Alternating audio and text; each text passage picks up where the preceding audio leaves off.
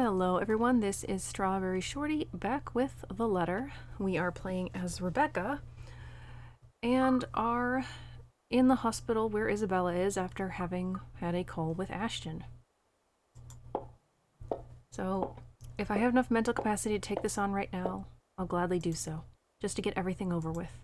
For the way things are and I am now, I'll only end up doing more harm than good, both to myself and those around me. Besides, the more pressing matter is getting out of this place. Because when I look up from my phone and finally take in my surroundings, only an unfamiliar hallway greets me. Brightly lit as any other corridor here, though oddly void of people and the usual hospital clamor. No voices announcing over the intercom, no beeping from machines inside the rooms, not even a single patient waiting or the occasional doctor or nurse on their rounds. Must have taken a wrong turn somewhere while I'm busy worrying about those phone calls earlier. Were you about to have an encounter? That ought to teach me something. Of all the places to get lost at. I've never thought much of hospitals before. They're a necessity. Walking alone in a deserted area inside one, however, with the walls coming off too white, too clean in my eyes, and perhaps even too dull, I can't help but feel a bit queasy about it. A heavy, unsettling feeling lands on my stomach. It's a bit unnerving, but far more agreeable than the sensation of being watched I've been enduring these past few days. And I know I shouldn't do this here, but... Hello? Anyone here? Faint footsteps and a murmur of voices echo from somewhere. Still, no one responds to my call. It merely bounces off the walls before dwindling, until all I have for company is the sound of my own footsteps. Admittedly, this is a little disconcerting, but for now I let the distant noises guide me as I walk along the empty corridor looking for that exit that'll lead me back to the main lobby or anyone I can ask for directions. A good minute passes, and another. I'm about to turn around and retrace my steps instead when... Mother! The sound of it makes me halt. Trapped in a really bright PT. It's a little muffled and infrequent, but grows louder after each passing second. With a hallway devoid of people, I don't have to strain my ears to pinpoint where it's coming from. Not too far ahead, in fact. Just past that sharp turn at the end of this corridor. And clearly, it's the voice of a child. Where are you, Mother? Sounds like us. On a normal day, I won't concern myself with this considering where I am. Hundreds come and go here every day. Whatever business they have here, whether they ride in tears or not, I've got nothing to do with it and vice versa. Personally, I don't think a stranger's worry would do much when there are nurses and doctors already attending to them. That also begs the question why a child is here crying. Possibly on her own. Did she happen to wander here like I did? If so, I can't just very well leave her, can I? I can't even find my own way out. What more if it's a child? Well, I'm quite sure the hospital's a safe place and the roaming staff will eventually find her. Who knows what else might happen if I just leave her here? Mother! Please! I don't want to be alone! In any case, I don't have the heart to turn my back on this, not when the kid's just a few meters away from me. Might as well check on her, make their job easy and bring her with me to the lobby where her parents can easily find her. It's not totally out of the way. So gingerly, I seek her out. Taking light, mindful steps as I approach where her sobs come from, hoping not to startle her. My caution, however, is ineffectual. The closer I get, the more frantic her sobs become. I try to ease her fears by calling out to her, but... Hey! Hello there? Can you hear me? Mother, please! She's here! She's here, Mother! She's going to take me! Sounds kind of like Charlotte, then. I'm not going to hurt you. Are you lost? She won't leave. I'm heading back to the lobby. Do you want to come with me? Your mom could easily find you if we go there. Mother! I don't want to go with her. Tell her to go away. All right. Why don't we just find someone who can... Suddenly, she cries out, and in a flash, her stifled sobs grow louder and more violent, fraught with fear and dread. It doesn't take too long for a little fact to register. I'm not the one she's talking to from the beginning. Whoever it is, she doesn't want the person with her in there. Mother! Mother, she's here! Help! I don't think twice. With all the haste I can gather, despite the weariness in my bones, I break into a run before panic sets in. Damn my own safety, but if something happens to that kid, not more than a few hours after Isabella's accident at that, I won't forgive myself. I may not have been able to do anything for Belle, but this one's right in front of me. She's going to hurt me! Help me! I won't just sit this one out like a useless person. Another scream ripples through the air as I near the bend. However, this time her sobs die down along with it. A wave of cold creeps through my body as the entire corridor goes wholly silent. Quiet has never been a good thing in situations like this. In 3 more steps, I make it around the corner, bag ready in my hand, only to be greeted by a wall the moment I turn into the adjoining hall. A dead end. It takes me a few slow moments to take it all in, despite the adrenaline coursing through my veins. No sign of the girl or whoever's with her. Just an empty alcove and a single painting sitting on a bare wall. Where did they... A quick scan of the area reveals nothing, not even a hint of a scuffle. The only way out of here would have been the sliding door standing adjacent to me, but even that looks untouched, bolted shut to boot. The corridor I've just passed through seems to be the only way to get here apart from that door. I would have met them if they tried to leave. I'm far from having Ashton's keen observation, but that certainly didn't sound like a simple tantrum you can shove under the rug and forget about. Anyone making a desperate cry like that would have left things in disarray. Especially a child. Yet I'm the only one standing here, and Charlotte also wasn't a child when she got attacked by the ghost. In the presence of a painting that looks to be mocking me and the absurdity of my actions. Although to be fair, the real Lady Sherman Ermengarde probably won't be doing any of that sort. Local history is constantly written and spoken of the woman fondly, endeared to everyone, much like her parents.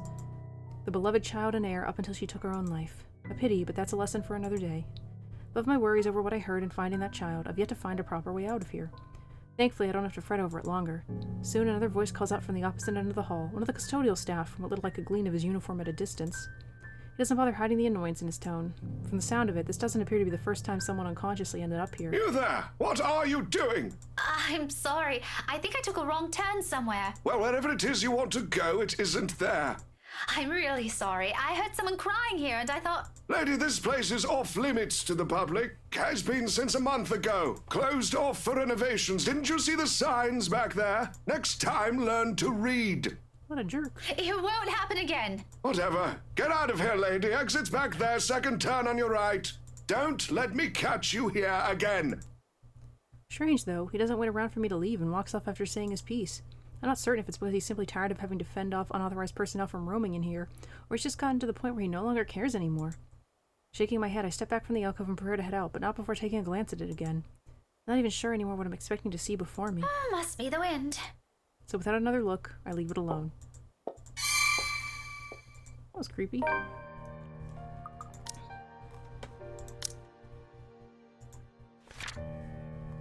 After leaving Isabella and Zachary's care, Rebecca informed Ashton about her current condition and asked for updates about the case. The investigation wasn't going well, much to Ashton's frustration. On her way out of the hospital, she overheard a girl crying, looking for her mother. Coming home feels like a lame attempt at normalcy. A false return to it. Although what surprises me more is how easy falling back into my usual routine is after I've forcefully tucked all of my worries away. For the rest of the afternoon, against what I've told Zachary before leaving, I've busied myself with every unimportant, mindless task I can get a hold of. What can I do? Sleep simply isn't that easy to come by at the moment. By the time the sun sits well over the horizon, much of the work I've got scheduled today has been finished. All that's left for me to deal with is the mail.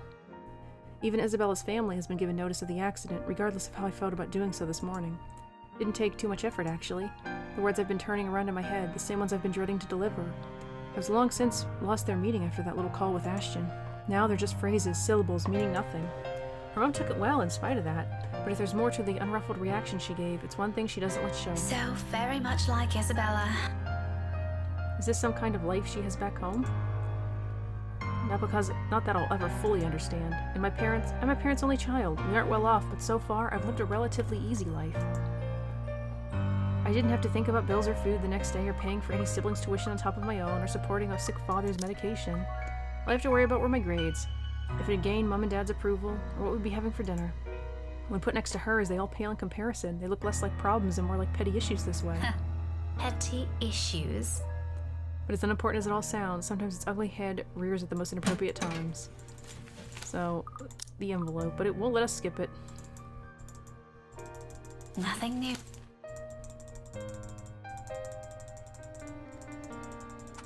Becca? Hi, Mom. Well enough. Oh, no. I'm alright. There isn't. Nothing big. Raise Becca? you up front. And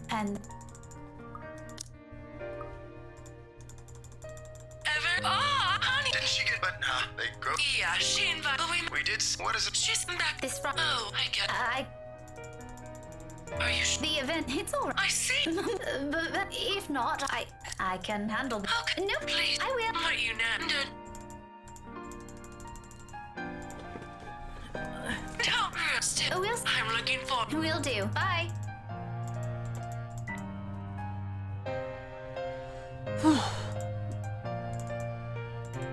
It's frustrating again that it doesn't let us skip.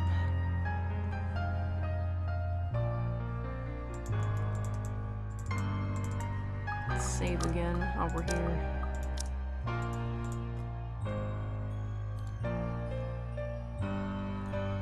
here and now, I will allow it, and with another night I'm about to spend on her bedside, watching over her, waiting for that tiny bit of miracle to happen, I can't afford to stay like this. Bloody hell, Zachary will know in a heartbeat if I didn't follow up on that promise. So with another sigh, I put everything in the back of my mind and tread back to my room. A long night waits ahead of me. 4 hours later, I'm heading back out after a short nap, ready and dressed for a different waiting game at the hospital. An empty traveling bag dangles freely in my hand as I head straight for Isabella's room first, unlocking the door with a copy of the key. She lent it years ago after I complained about the mess and offered my help in cleaning it up. Oh, we already know about this Isabella, I'm coming into your flat, all right? Your aunt asked me to bring you a few of your things. Don't worry, I won't touch that thing you've been hiding under your bed. What was it? Laughable, this vain attempt at courtesy when there are no ears on the other side to listen to them. So without waiting for the answer she's not here to give, I push the door open and step inside. Her unit's still a mess, and the TV's still on. It's noodle cups on the table, a pile of clothes on one side, paper strewn about everywhere, and an unkempt bed among other things. This much is a given, will always be a given. I've been here several times already, and still wonder how she can function like a human being with this place in this state. She didn't even bother turning off her telly last night before leaving. Now, it's filling the room with even more depressing The news. authorities are still trying to find the cause of death for all the victims. Early investigation revealed most of them were employed under Briar Realty Corporation at the time of death. Meanwhile, BRC has refused to comment on this. Sighing, I reach for the remote to turn it off. No more of that. We've got plenty of negativity going around us right now. Besides, she'll definitely complain about the electric bill if I just leave it, even if it's entirely her fault. However, that's neither here nor there. This little detour isn't for this. I wonder what happens in a situation like this. Like, she's not here to pay any of her bills or rent, but she's also in a coma. Like, would they just give her place away, get rid of her stuff? However, that's neither here nor there. This little detour isn't for this. It's for her aunt. Hi, thanks for letting me know about this. I'll be by in a few days. Just need to sort things out with my work. If it won't be too much to ask, could you bring a few of her stuff to the hospital? Only for 2 or 3 days, so I can head straight there. Thanks. A little request from her if we can bring a few of Isabella's things. Just for 2 or 3 days, to make caring for her easier when she takes over for us. She doesn't elaborate much. The message itself is short and direct, no mention of the accident or even Isabella's name. But the mere lack of it holds enough gravity. It speaks of the things we all dread facing in the next few days and the little truce we'll have to ease into after. Both of us know this isn't a one-day thing. It may last weeks, months, bloody hell, some even continue on for years. Thinking of those numbers alone drains the optimism out of me, but I refuse to wallow in them. Think of what Zachary said instead. He's right. He has a point where we've all known about her years ago. She's stubborn. And she might make it through because of it. The odds are, so to speak, astronomical. But she's beaten worse before. She might not even need that miracle the doctor so blatantly told us to avoid hoping for. If she tries hard enough, she'll probably win over this with willpower and nothing else. If that ever happens, and unsightly as it may make me seem, I will laugh in their faces. Just imagining how it might go brings a smile to my face for the first time. Somehow it calms, and the whole task of packing with little essentials she might need becomes less of a chore. In less than half an hour, I'm done. Before leaving, I spare Isabella's room one last glance, disturbingly quiet now without her in it.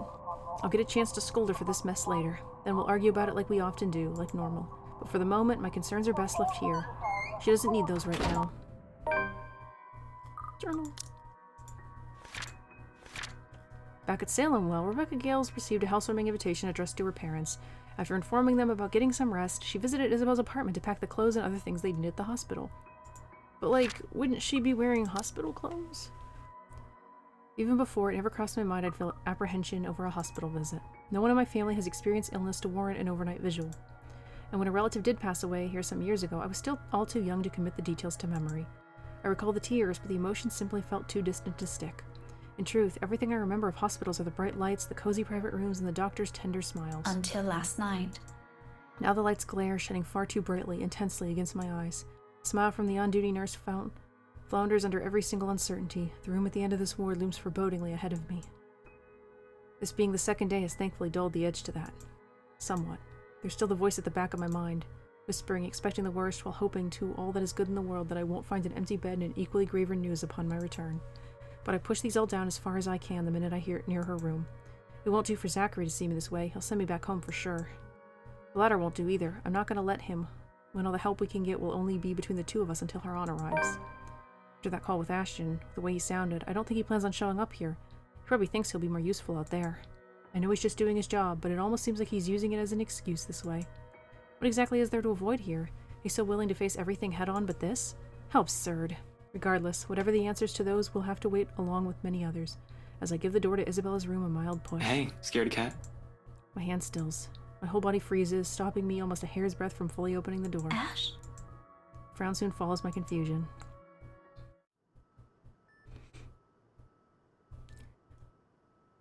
There, settled on the edge of the bed, is the last person I've expected to see here no mere seconds ago, sitting almost too comfortably at that, with a small smile gracing his face.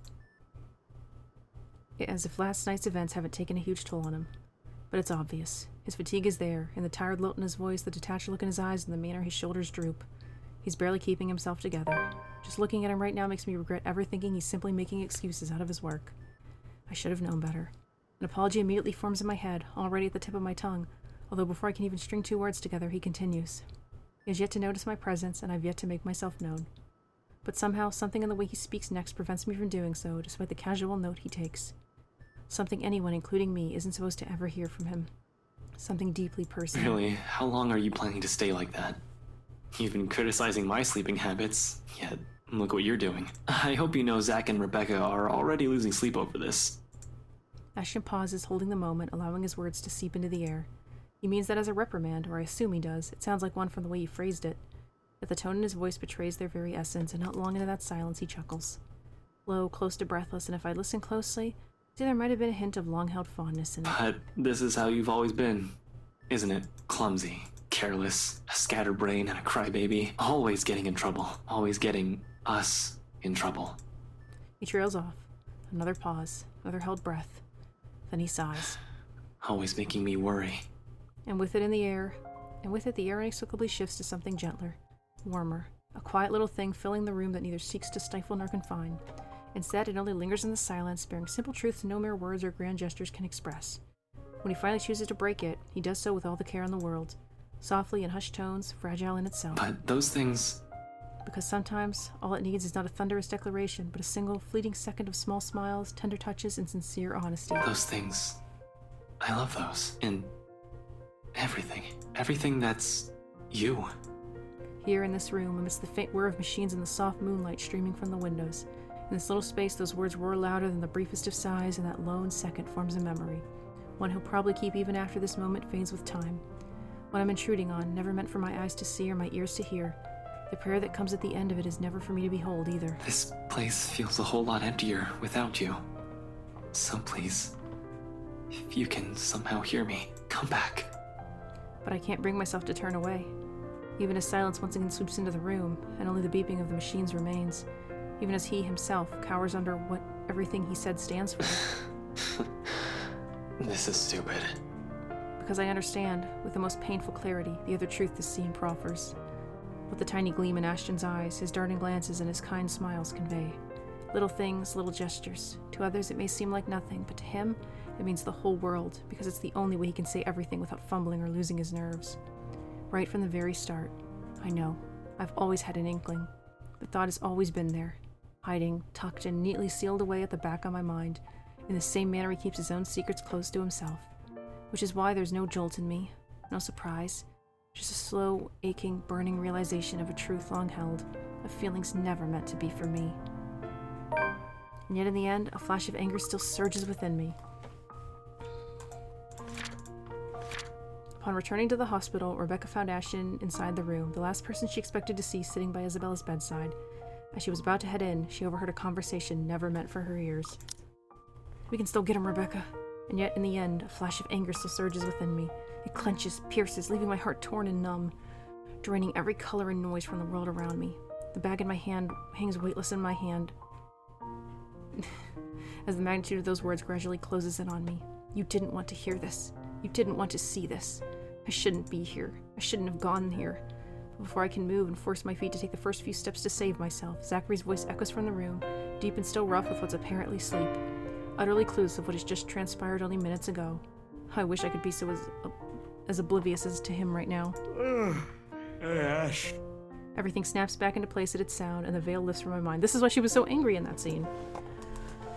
All of my reasons for being here rush back to me along with it, no longer held by that familiar bitter feeling slowly consuming my thoughts. But it's still there, coiled in a tight knot in my chest, simply waiting for another chance to unfurl How itself. long have you been here? Just came in a few seconds ago. Lies. Oh, sorry. I didn't hear you. Figures. It's not a problem. You probably need to rest anyway. You're the one talking. You look like shit. So I've been told. Seriously, how long have you been up? 18, 20 hours or so? It doesn't matter. I'll get some shut-eye later. Where's Rebecca? Funny how he remembers me now. Not a few moments ago, he was unknowingly taking that one little thing I held dear and allowed the burden of his bloody sentiments to crush it. After all these years, I'm the one that becomes the afterthought. But I take this mention of my name as my cue to compose myself and hide all these somewhere safe, preferably somewhere no one else will find. Just like how it has always been. Ultimately, this isn't what I came here I for. sent her home early, but she'll be back too. At the light rap I give the door, Zachary breaks off mid-sentence at once. Their eyes are on me when I slide into the room, though their attention doesn't really stay. Soon the bag I'm carrying catches their eye, and they're both shooting me bewildered looks. Zachary, in particular, appears about to say something, but can't quite place how he'll articulate it. A swift glance at Ashton tells me the same thing, though the question in his eyes comes off more passive, muted. I raise a hand at them before they can say something about it. It's not mine.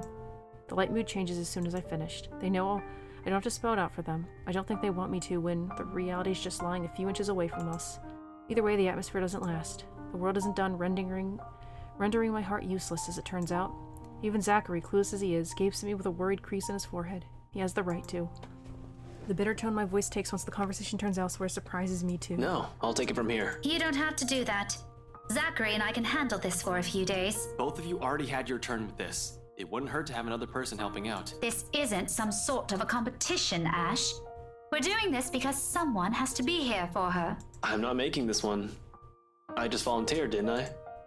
Despite knowing Ashton only means well with his offer, hearing it directly from him, seeing him throw his affections around as if no one knows, it stings. It burns. Don't you have an investigation to finish? And Zach has freelance gigs in line for the next few days. You have students to teach. Don't push it, Becca. Yet, when all is said and done, the only thing I do is beat a hasty retreat while that green-eyed monster rages inside me. All three of us had things to take care of on our own, but between us, it should be easier to find some time to... Fine. Good. This isn't the proper place for it. With my words too strained, too quiet, no amount of anger would get my own feelings across to him. 17 years, and it never once did. What more Do now? what you want. It ends with 3 steps and a hastily shoved bag. In all honesty, I'm not entirely sure what I'm expecting will show in Ashton's face. Anger to match mine? Confusion, maybe? Or perhaps regret. It certainly isn't the straight-faced one he has now. However, more than that, beyond the impassive mask he wears, in the passing minute I lock gazes with him, I see it. And the glimpse of it out of everything tonight is what shatters all that remains of my restraint. I don't wait for him to say anything. Quickly, I tear my eyes away from his and march towards the door, ignoring the worried glances Zachary shoots my way. My heart may be far from fragile, but neither of them needs to see it break. The door closes with a soft click. Oh, it's Armengard Memorial Hospital. But for a long moment, I remained standing amidst the empty hall, taking in the silence, listening for anything that'll dare break it, waiting for that hammer to finally fall or for the ground to swallow me whole. None of it happens, of course. And for what, perhaps the 100th time in the span of a second, I'm left to recall what I saw in Ashton. It's not hearing the thoughtfully worded admission of his own feelings that did it, nor seeing those unguarded, yearning glances he gave her, but facing the faraway look in his eyes and who he has always seen past me, past the person who has always stood in front of him. I never had him in the first place. I love him. The words itself leave a bitter aftertaste in my mouth, despite wanting them to be heard for so long. Suddenly, at their mere utterance, the world goes too still, too bright, too sharp, too cold. Ever so slowly, a chill seeps into my heart and settles there, replacing a warmth I no longer remember feeling. Distant, much like the only memories I have of this place. With nothing else to cling to, I run. Behind me, the door once again creaks open, and Zachary calls after me, cordial, friendly, and utterly unsuspecting. I ignore all of it, because even after all this, his isn't the voice I want to hear. I do feel somewhat bad for Rebecca, because she's loved this dude for so long, and he just doesn't notice. I make it out of the hospital in a flurry of steps, my mind abuzz with thoughts and emotions in turmoil. I am glad we're actually seeing different things happen, though. Ignoring the courteous smiles every staff member shoots my way, or the voice shouting after me, my footfalls hit harder against the pavement, each stride a stark refusal, each distance I put a continued denial. More than once, a passing stranger would give me looks. Is it pity? Consternation? Scorn? Or dismay? It doesn't matter now, does it? All I hear are voices inside my head, jeering, mocking, while the rest of the world blurs around me. I'm the one who has always been by his side. I'm the one who knew more about him than anyone. Why couldn't it have been me? But the universe doesn't have an answer for that, and neither does anyone. So I run, until everything fades away from my mind, until my breathing goes labored, until my legs buckle, feet catching on loose stone, and the world tilting sideways at long last. A yelp comes from my mouth, but the pain I'm expecting, hoping for, doesn't. When awareness returns to me in a rush of sounds and colors, it isn't his hand that grips my arm, nor the sharp gleam usually in his eyes that I see. Far, a striking contrast. This one's softer, kinder. The worry slightly mars his voice. There's nothing in it but genuine concern. Zachary's. It's always a wonder how they ever became friends. Easy there, ma'am. He doesn't waste any time, not even to wait for some form of gratitude from me, and quickly pulls me to my feet. However, it isn't until he draws a handkerchief from his pocket and gingerly hands it to me that I glance up at him, searching for an explanation. For your, face. He makes a vague gesture around his cheeks, his movement small and a bit awkward, before letting his arm fall and hang it aside, suddenly too afraid to point it out. He does not retract his hand offering the handkerchief, though, merely giving me a sheepish shrug and another smile. When I finally lift a hand up to my cheek and it comes away wet. Oh, I cast him another look, wary, unsure. But all he has for me is the same accepting smile. There's a question behind it, but for the moment, he holds off. So with another indrawn breath, I take the offered cloth, if only to keep my hands occupied while I put myself together. Thanks. No problem. Take your time if you want. And, I'll just be here. Pretending I didn't see anything and, take your time. Zachary's polite enough to avert his gaze, and only when the last of the tears have been wiped away does he say anything. You okay? The floor almost had you there. Yeah, thanks again. Sorry about that. The words ring hollow even to my ears, and I'm not certain either if they're meant to be an apology for his troubles or for showing him this pathetic side of me. Nevertheless, he accepts them. Nah, it is cool. Surprised me, though. Didn't think you could run that fast. But you don't look really well right now. Something happened? I'd have thought he'd have figured it out. No, nothing.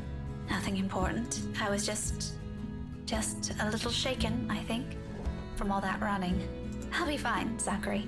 Well, don't push yourself too hard, alright? I'm sure Bella will understand if you ever decide to take a break. Hell, she wouldn't want us fussing over like this. If you aren't feeling up to it, just say so. Let Ashton and I take over now. It ain't a big deal. Oh, I'm sure Ashton would love that. Regret falls the second the heated words leave my mouth, and the light mood inevitably shatters. As black as my mood might have been, Zachary doesn't deserve to receive the brunt of it. No one does. Even Ashton. Yet all I see in my head right now is the image of him seated in that room, spilling his heart out like he ever did for me, wearing such sincerity I've never seen in him before. The concerned expression returns to Zachary's face, and with it are the hundreds of questions he's been avoiding asking. Under his honest scrutiny, I balk. I look away before he can see past this and catch a glimpse of an ugly side of me. But considering how well I've handled this so far, I won't be shocked if he already thinks less of me. Rebecca, is everything really alright? I bet he already knows the answer to that. Regardless of appearances, Zach can be quite perceptive as Ashton. It's part of the reason why they became friends in the first place. Frankly, I don't understand why he's still making an effort to ask. For the sake of being polite? Responding to that will only open a whole different can of worms. He should also know that. What a mess. The best thing to do now is simply end this. Well, I can't pick the mean option here. Since we're not really going for a hatred run, I'll just say I didn't mean that. Regardless of his good intentions, Zachary doesn't deserve to be caught in the same kind of chaos my mind is in right now. I'm sorry, Zachary. I didn't mean that. Smile, bottle it up. Hide it where other people can't judge, even if it leaves me wanting for a more explosive outburst. At least this way, there's no guilt apart from the one I have to suffer myself. I know you don't. You're actually scarier than that when you mean it. Am I? Really? Only a bit. A wee bit. Don't take that personally, please. I mean, you're a really nice person, but you also have to deal with Ash and Bella sometimes. That takes a lot of patience, especially Ash. And you're a teacher, so I guess... Zachary? Yes, ma'am? You don't have to say anything to make me feel better about myself. I'm tougher than that. I'm not so sure you are. Oh, well, I was just... Besides, I've already heard most of those from Isabella. I'm used to it. Trust me. Zachary's eyebrows are drawn together when I glance back at him, his mouth opening and closing in a weak attempt to answer my reassurances. This probably isn't where he wanted to take this little talk, but the turn it took left him with no other choice. Much like how he found himself thrust in this position. Out of all people, he now has to be the one standing in the middle to fix things, even with no such obligations have been handed to him. Bloody, he didn't need to follow me. That's just how he is. This is an unintentional mistake on my part too, yes, though I still can't help but feel responsible. The best apology I can give him right now is a light pat to his arm. A bit half-hearted coming from me, but I do it still. It's not like I have any other thing left I can offer. Look, Zachary. All of this. It's probably just the stress talking. Don't worry about me.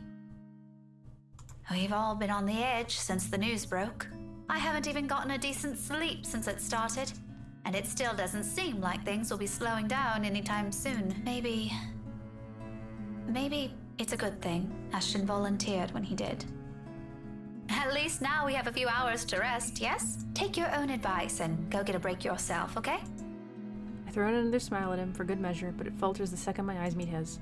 It's that look again, the one too honest. If I hold it for a moment longer, I'll probably end up saying things I shouldn't, more than what I'm willing to disclose at the moment. Because despite wanting to get these feelings across, there are also ones I've harbored longer than any. If Ashton won't hear them, won't have them, then neither has the world any right to do so. I'm more than happy to cling to these if it'll keep the misery at bay. I've already done so before. It won't change a damn thing.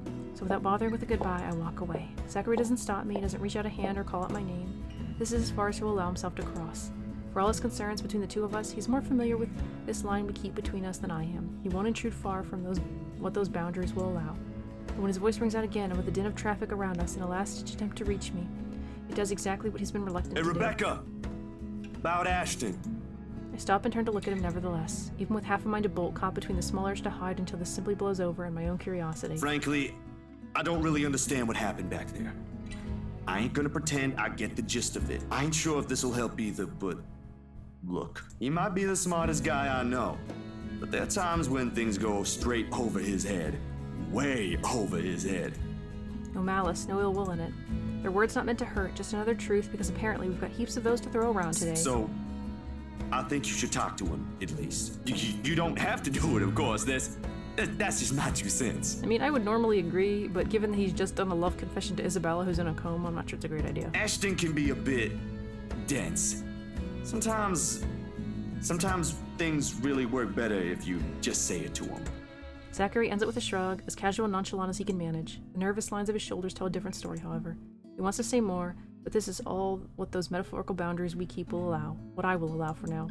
In the end, he simply settles for a smile of his own, reluctant and willing to leave things here, but with no expectations of it being returned. He's the one who departs, first seconds later, leaving the ghosts of what he said hanging over me. Rebecca was followed by a concerned Zachary after she stormed out of the room. He asked her to take her and Ashton's problems anywhere except in front of their comatose friend. He did not say that. Before leaving, Zachary advised her to just be straightforward with Ashton. And perhaps it's exactly the fear of being left with these thoughts that leads me to the cafe instead. It was time to think about these as long as I'm moving and in the company of other people.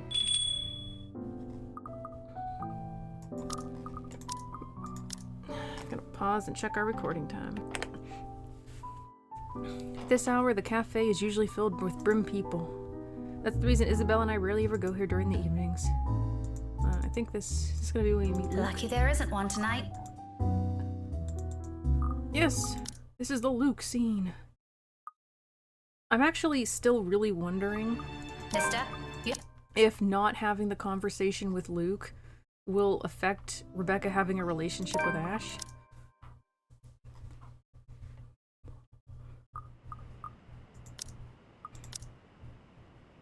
Yeah, the whole thing about going to see the stars. We never got around to it before, now we may lose the chance altogether. Even so, I find myself enjoying this, despite being told it's only half the experience. There's Luke. Yeah, blood in your car, Luke.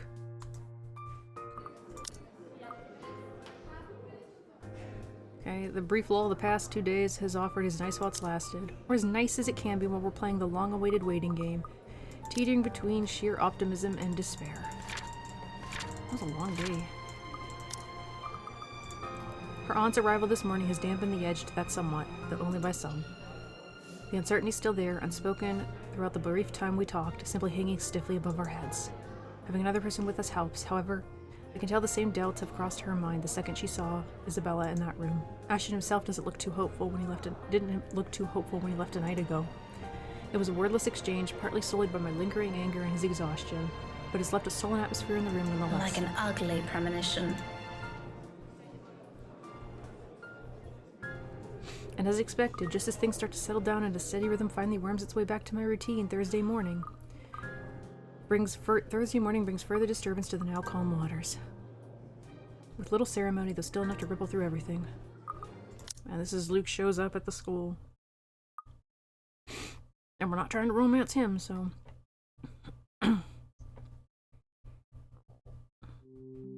You really think?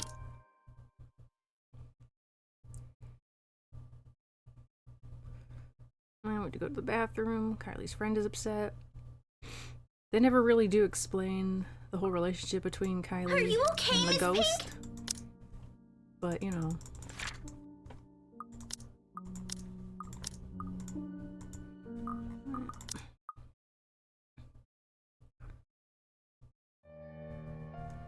Days later, friends up in the trauma center of the local hospital and fighting for her life. Simply doesn't have time to breathe and get a grip on things. Talking with Miss McCullough after our encounter in the library. There's Luke again, but we don't want to go to dinner with him. Hey Becca, I'll be around Salemville this evening. Drop yours in Isabella's place. Except that she won't be there if that scenario ever comes to pass while she's stuck in that hospital. Either way, I'm glad that he's at least aware of that boundary. Not that Isabella's ever gonna let him leave the building unscathed if he ever pulls the same stunt he does with Zachary. Cringe to imagine what she'll do to him. So I slip the gadget back into my pocket.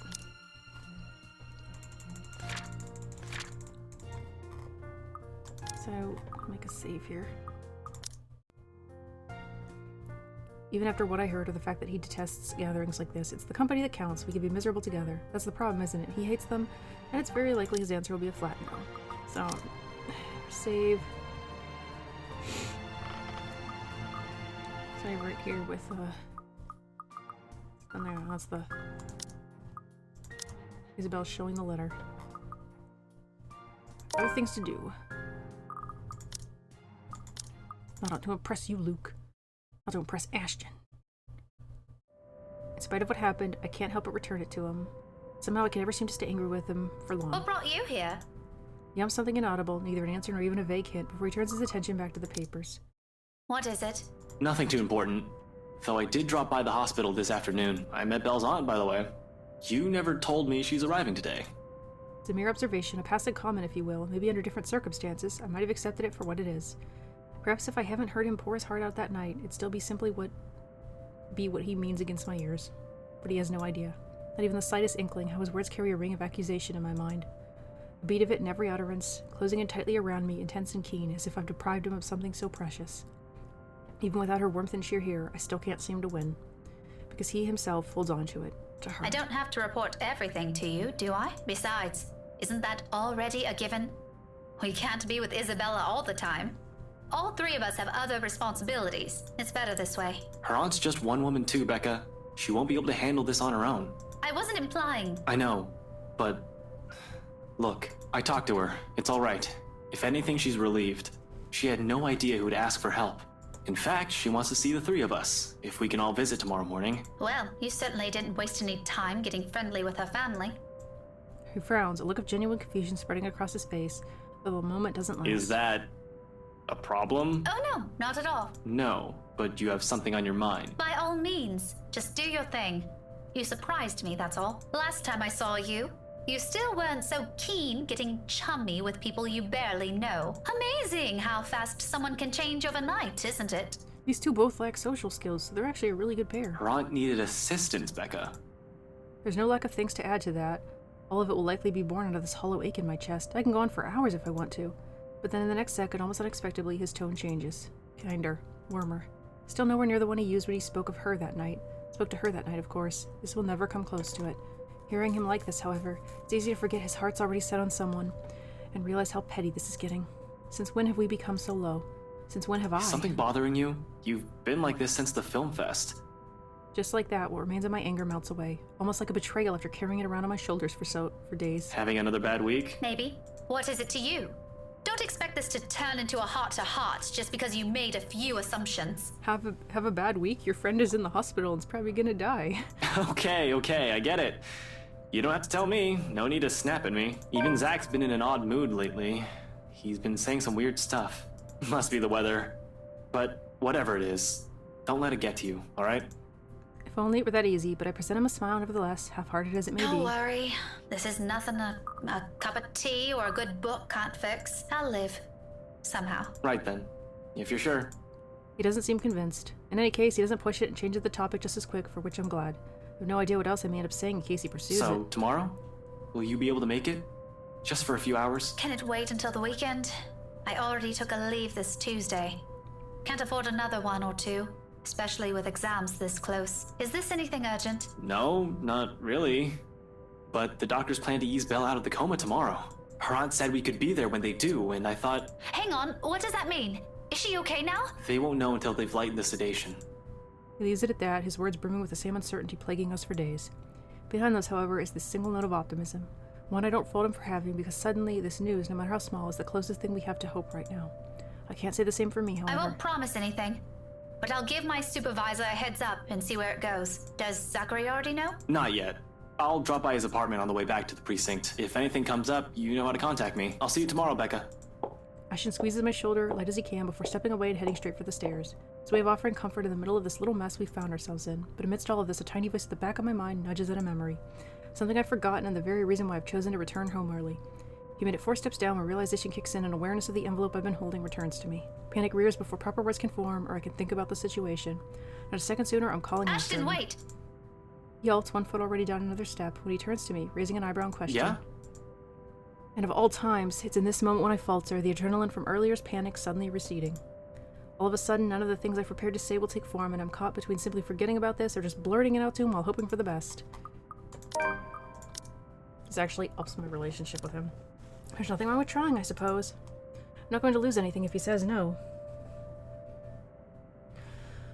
Which frankly has a very high chance of happening than the opposite, although the thought still doesn't prevent heat from crawling up my face and sending my heart racing. Better to get this over with before my throat closes up and I lose my nerve. Tomorrow afternoon. Do you have time? A small frown is already on his face. I've already see where this is going and what he's thinking from that alone. Yet for some bullish reason I continue, hanging on to that tiny glimmer of hope he'll say yes if I present a good enough argument for him. That depends. Why? Well, you see, someone sent an invite for a housewarming party, and I thought you might want to... Rebecca, I'd rather stand on the messy end of a gunshot. You know that. I know, it's just you're one of the few people I can count on with things like this. That's cool, I appreciate the thought, but really, Zach's a better companion. Gatherings like that just aren't my cup of tea. It did cross my mind, you know. If he isn't busy with his freelance work, I'd probably ask him too. Actually, you two would have been spared if Isabella was here, but... Why not just skip out on it? The world's not going to end if one guest doesn't show up. Trust me, I'd love to. But I promised Mom I'll be there. Still can't say no, huh? Like you're any better. Besides, the person who sent this is an old friend of Mom and Dad. If it's important to them, why not? Though, who would have thought, huh? The famous Evans heir used to be tutored by my parents. Apparently, we also met before. Now he cares. Wait, who? Evans. Hannah Evans. Well, she's already married. She goes by Hannah Wright now. Remember the couple who bought the mansion Isabella's selling? The same people? As far as I know, unless I misread their address, or there's another Hannah Wright in this city that we don't know about. Let me see that. Without waiting, he walks closer and takes the invitation off my hands, gently but with the same force of urgency in his voice. I don't know what he finds in it, but his eyebrows draw together as his eyes scan through the lines of text printed on the small piece of paper. His hold on the envelope tightens with each pass, and by the time he's finished reading, his mouth is You fronted never with thin mentioned lines. this. We met just once. Or at least, that's what Mum told me. Why would I mention this to you? Honestly, I can't recall anything from it. Otherwise, I would have told you about it. He hums something inaudible under his breath, all while thumbing the paper, staring at it as if doing so will proffer him the answers to every unspoken question in his head. But he leans nothing from it, merely folds the envelope back to its All right. form. I'll go with you. What? I'll go with you. That shouldn't be a problem, right? Unless you've already made up your mind about asking Z-Man. No, I told you already the guy's busy. Why would I bother him for this when I can go alone? But what about your own work and... I can make time for this. 3 o'clock, yeah? I'll pick you up an hour or so before. My head reels less from what this implies and more from how easy this all seems for him, how fast a turnaround this is. I said this on another thing, but it's kind of weird how she doesn't bother to dress up. After a brief talk with Ashton about Isabella, Rebecca invited him to a housewarming party. Despite his qualms, Ashton agreed in the end. Because, like, you'd think that this being a date, she'd want to dress up to impress him, and since it's also a housewarming party. So, yeah, they just really do not want to change the characters' outfits. Come morning, there's only a hush, a strange sort of stillness unlike the ones greeting me every morn. This one's uneasy, tight with anticipation, like a string stretched thin, merely waiting for the proper time to snap. Granted, it doesn't make my day any less pleasant, but the edge is there. It hangs in the hallway, it lingers in the empty unit next to mine. It follows me even as I head out, carrying the same little hope I saw in Ashton last night. I just wish I could easily believe in it. Somebody should really move that mannequin. It takes a minimum of 21 days for a habit to form, or so claimed a speaker in a conference I once attended. Yet, it only took less than 3 for the hospital's sterile scent to lose its sharp odor. Perhaps less than that for the nurses to start glancing at me with an air of familiarity, for my body to show instinctively where I should head to. Which turn to take, how far it is from the nearest stairwell, approximately how many steps until I reach her door. 30 to be exact. I've honestly stopped counting sometime during my second visit.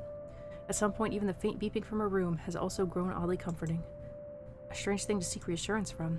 Times like this, however, it's all we have. Isabel is lucky. By some miracle, by some sheer force of will, she holds on and pushes back just as death pulls. How long will it last, though? Even now, she's still a hair's breadth away from losing that struggle. No matter how promising today might be, the doubt still runs deep. At least for me it does. Sometimes it's better not to hope too much. Although both Zachary and Ashton don't seem to be of the same mind, with the smiles they each greet me, the moment they arrive. A small part of me expects this meeting to be awkward with Zachary here after he saw me in such a pitiful state, but it is him who first offers me a seat. If he remembers or still has an opinion about what happened 2 days ago, he makes no mention of it again, likely out of some sense of courtesy. However, between only the two of them, there's an uneasy atmosphere dangling, thick with inexplicable tension. I'd ask, but neither appears willing to explain anything. I suppose this is how we'll keep together for now? With moments filled with superficial smiles and lukewarm attempts at cordiality. How is she? The question, at least, is anything but half-hearted. As if spurred by it, Ashton looks up, and for the first time so does his brief welcoming earlier. The first time he does so since his brief welcome earlier. His eyes have been glued to the room nearest us, its door only slightly ajar, offering everyone outside nothing but a sparse look of what's inside. All I see in it is uncertainty, yet he stares at it with something close to hopeful, like doing so will summon another miracle from the depths of near impossibility. Bloody, it's all over his face, long before his voice breaks the silence. Doing okay so far. They've reduced the sedation hours ago, but it'll take a while before we know anything for sure. The Ashton I know would never subscribe to that kind of false hope. If there's anyone present here who would, it's Zachary. For reasons no longer unknown to me, he does it anyway. The nurses are just monitoring her now. He ushers with his head towards the door, just as one of those said nurses moves past inside. Her aunt's not in there, though? Nah, she's speaking with the doctors right now. She'll be back in a few. Wonder if they'll let us see her. She didn't say anything before she left? Don't know. I arrived just when she stepped out. You're gonna have to ask Ash about that. He came in here hours before I did. She was talking to him about something. Is that a joke? Ashton arrived earlier than you did? Yeah, miracle, ain't it? I'm sitting right here, you two.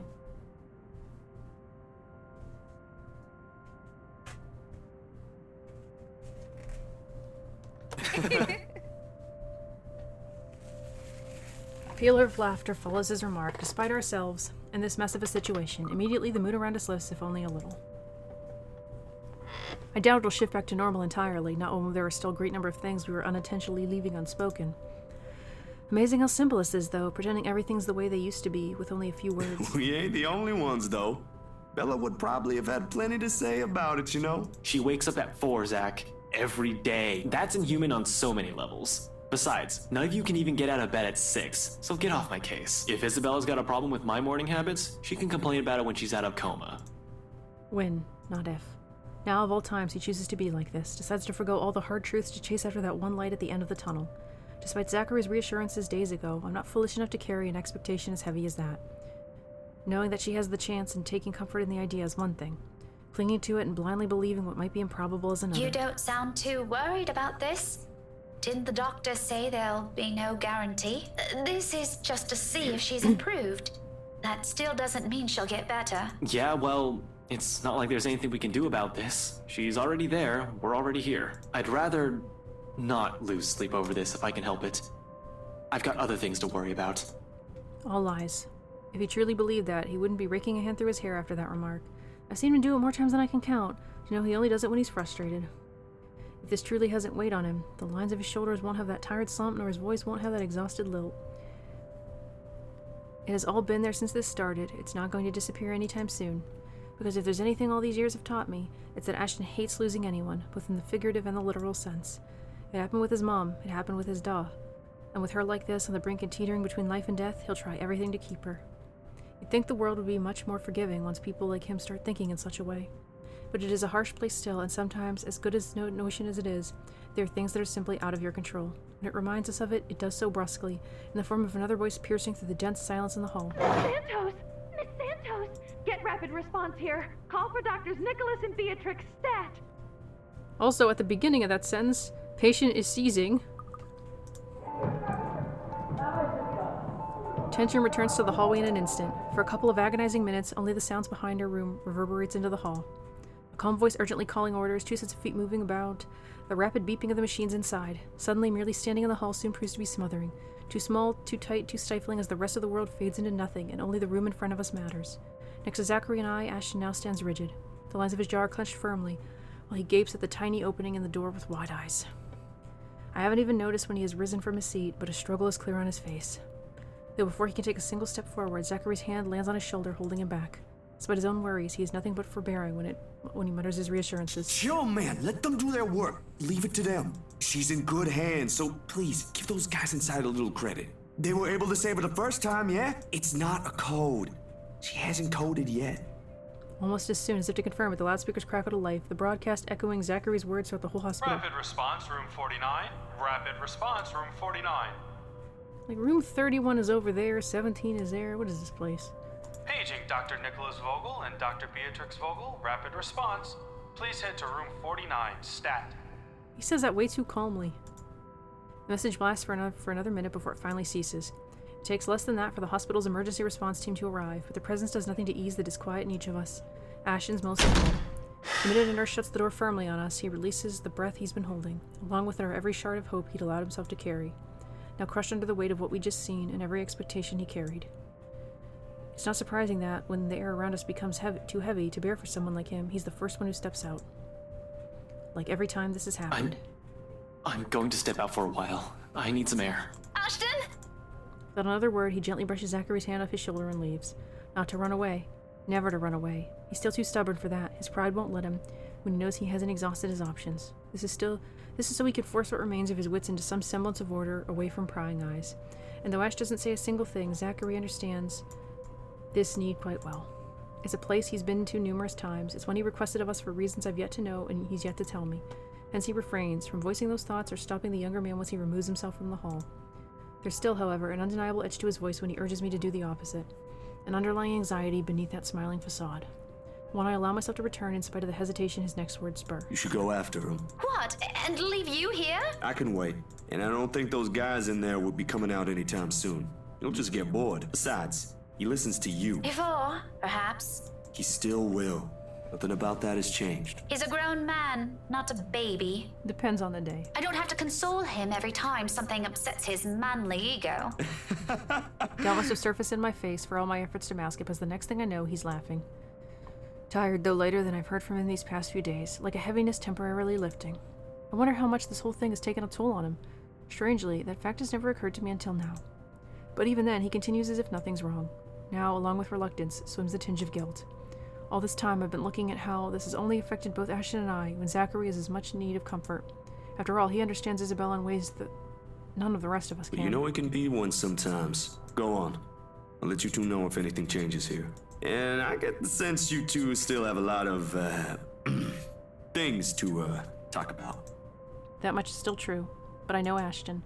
He's not a man who expresses himself freely. He will not yield until he's ready, and this one might not be willing to share yet. Still, a huge part of me wishes to go to him. Sometimes I resent myself for getting caught between making such calls.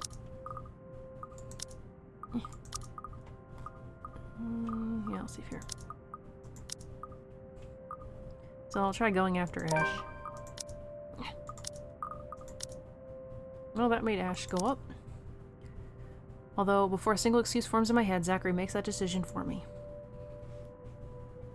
Already he's showing me a knowing smirk. It spreads across his face the moment I look up. With a chuckle and a casual wave of his hand, he gestures for me to leave. Don't worry about it. Check on him. He needs somebody to do that for him. I'd knock some sense into him myself if I can. But like I said, he listens when it's you. We'll see about that. Thanks, Zachary. I'll be back soon. Nah, take your time. But just remember what I told you before. He's known, prior to making that suggestion, where I'll always go, will often pick, when faced with a similar choice, or how it'll bother me if I don't. The answer is a habit now, after uttering the same thing for so many years. But what drives is not important. Feelings are irrelevant at present. The whole of it, unwarranted in fact. That's what Zachary's been trying to get at all this time, isn't it? I've been too furious to understand, busy swaying between anger and my own affection since that night. Because at the core of it, we're still friends, aren't we? There'll be time to think about these matters later. For now, as I leave Zach in search of him, I'll be what he needs to be. He needs me to be. Journal entry. Oh. While the three friends were visiting Isabella, the light mood suddenly shifted when she seized and the room was overwhelmed with nurses rushing to save her life. Distraught, Ashton left to calm himself. A concerned Rebecca soon followed after him. Find him minutes later. Let me pause and check I think a little bit. I find him minutes later in a hallway not far from Isabella's room. We're getting a new item image. It's a nice looking cup of coffee. He sits alone still, his gaze trained on a cup of coffee he cradles between his hands. But I know him well enough to know he'll never take a sip of it. Too bitter, he'd say. He prefers one dumped with a shite load of sugar. He's only keeping it for the warmth. They don't have sugar available? Occasionally he'll sway the cup lightly, only to send the dark liquid swirling close to the edge. Like disturbing its still surface will show him all the answers he needs, all the miracles he's hoping for. If it provides him any, he makes no mention of it when I take the empty space next to him. He doesn't bother moving, either, or returning my greeting with a slight nod, like he always would. Under the corridor's harsh lights, he appears older like this. There's a deeper set to his eyes, a hollowness not present before, and most certainly not due to exhaustion anymore. Seeing it so openly displayed in such a manner, however, unease trickles into me. A small fear of my own efforts, any words I can come up with, won't be enough. That only the cruel possibility I've seen back there will be all there is left to say. Nevertheless, it's still worth a try. That coffee is going to get cold soon, if you don't drink it. A waste of money, if you ask me. For a fleeting second, he takes his eyes off it, glancing at me from the corners of his eyes. It doesn't last too long, but in that short exchange, it feels as if he's searching my face for something. And when he finds nothing of it in me, he merely lets out a breath and holds the cup out to me. You can have it if it bothers you. No thanks. I already drank a cup this morning.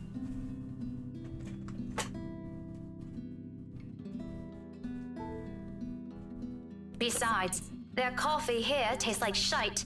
I've had enough of it these past few days to last me a lifetime. I think they're using the same brand, you know? The one Isabella likes so much. That's an interesting way to drive this conversation. I've not meant to bring her up, but she's woven herself into our lives so much that even talk as simple as this has something to remind us of her. Now it's pitching back towards unsafe territory, right into topics I'm hoping to avoid. We're both bad at this, aren't we? You noticed that just now? Afterwards, Ashton immediately falls silent again, the good humor in him gone. I follow soon after, unable to string the proper words to keep this going, and an uncomfortable air sets. No surprise right there. All this time we've been skirting around the issue, the hard truths we're forced to deal with. It's a way of coping, contradicting the kind of people we both are. No wonder if we'll fall apart at some point. And if what happened today suggests anything, it'll be easier for us if we steel ourselves as early as now. Zachary had a point back then. Even if a tiny part of me still wishes to believe, there's simply too much working against her now. But is saying such a thing appropriate, given the situation? With him like this, I'm afraid doing so will bring more harm. Good intentions aside. Sometimes I resent myself for getting caught between making such calls. I think we'll say she'll get through this. So I pull back, rein in the cold, hard facts, as well as every truth that will hurt, all in favor of an echo, and frankly, a pale imitation of Zachary's reassurances. She'll get through this. I wish there's more conviction in my tone, or at least a hint of certainty to it, but try as I might, I don't know if I can still put my faith in those words. At some point, perhaps I did, before the image of her lying still on that bed has become a permanent fixture in my head. And picturing her back on her feet is as easy as breathing, when the reality of her situation hasn't sunk in yet. Now that it has, every comforting word heard or said leaves a bitter aftertaste. I hate myself for trying to keep that hope in him while I can no longer convince myself of it. It feels foolish and hypocritical in every way. Ash chuckles in spite of it. Not without a hint of his fatigue, but still light and unreserved, as if remembering a memory he's keen on. She's rubbing off on you. Who? Belle? Please, we're poles apart. A few years ago, maybe, but you're more alike than you think now. Otherwise, you wouldn't be saying that. Maybe it's just Zachary. You know, the big guy can also be like that. It's why Belle and him get along well. You don't hang out with him that much, though. In fact, if another person were to look at you and Scaredy-Cat, they'd probably think she's the childhood friend, not me. That gives me pause. More than anyone, he's the person who I'll always have a place for. He should know that. Yet I can't bring myself to refute it or even be angry with him for the suggestion. There's only laughter when the question comes. Are you jealous, then? Not really. It's hard to be when it's someone like her. Actually, I've had no problem being jealous of someone like her. It answers everything and nothing, but the hushed note in his voice speaks volumes. things he will never openly state, of questions never thought to ask until now. How different would it all have been without her? If she never moved next door, if she never dropped her passport that one autumn morning at the park, if Ashton had not found it, if she never had the unfortunate luck of finding something horrid left in that sofa. Endless possibilities, but at the heart of it are two things I will hold true.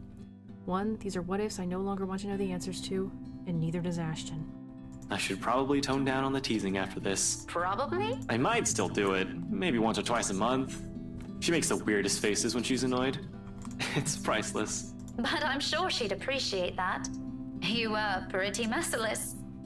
Yeah, I owe her an apology. For a lot of things. I think I will. Apologize. I mean, when she gets better. We both lapsed into silence after that, sitting side by side, simply enjoying each other's company like how we often did as children. Rebecca found Ashton sitting alone in another hallway, a cup of coffee in his hand. She reminded him that their friend's a fighter. She would get through this in a better mood. Ashton remarked that she was starting to sound like Isabella, and also vowed to apologize to Isabella once she wakes up. But it is in this moment the second truth resonates. Things have changed. Sometime, between meeting new people and letting them stay, something has shifted. Although he may never regard me with the same longing he has for her, this man, this dense, clueless man, offered constancy my own family couldn't give.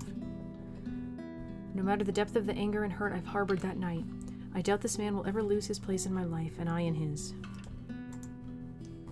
And even with the hollow ache in his next words bring, I just wish I could have said it to her a long time ago. Before any of this happened. I do care about her, despite everything. only a hum of agreement makes its way to my throat. As an acceptance. I know. No further words are exchanged after that, and perhaps it is for the better. We have someplace we need to be at tonight, and it won't do good to brood on these things. The quiet stretches on further until Zachary shows up in search of us. By this time, the seconds and minutes have already blurred together in my mind. It must not have been that long, though, from his expression, dark circles under his eyes, red rimming at its edges. It's as if he has spent another night on a vigil. As she tenses the seconds he catches sight of it, a multitude of expressions flashing across his face. Confusion, apprehension, dread, all in under a minute till it settles back to his usual impassive mask. If given the chance, he'd probably run back there to see for himself, but Zachary raises a stalling hand before he can think of it. The nervous line in his mouth gradually melts into a smile, or one resembling it. Lately, seeing a genuine one on any of us seems almost like a luxury. Nevertheless, Ashton lets it ease him. There's nothing else, after all. She's stable now, but they've placed her back in a coma. She'll be under observation for the rest of the day, so no visitors for now. Still not the best news we've heard in a while. I don't think it's what Ashton's hoping to hear, either. We're back at square one, back to another waiting game with no clear end in sight. Of course, none of us mentions it, even if the meaning's all too clear in our heads. There's still hope, however, relief in this, something we carry when the three of us leave the hospital for now. If that alone will be enough, remains to be seen. At least tonight, I'll have something to help take my mind off things. Hopefully, where this all started would provide the answers I'm looking for. That'll be one less thing for me to worry about, if so. So we are going to end this part here. Will Isabella recover from her coma? Will we manage to make things work with Ash? Find out maybe next time. So, thank you so much for watching. Please leave a comment and I will see you then. Bye!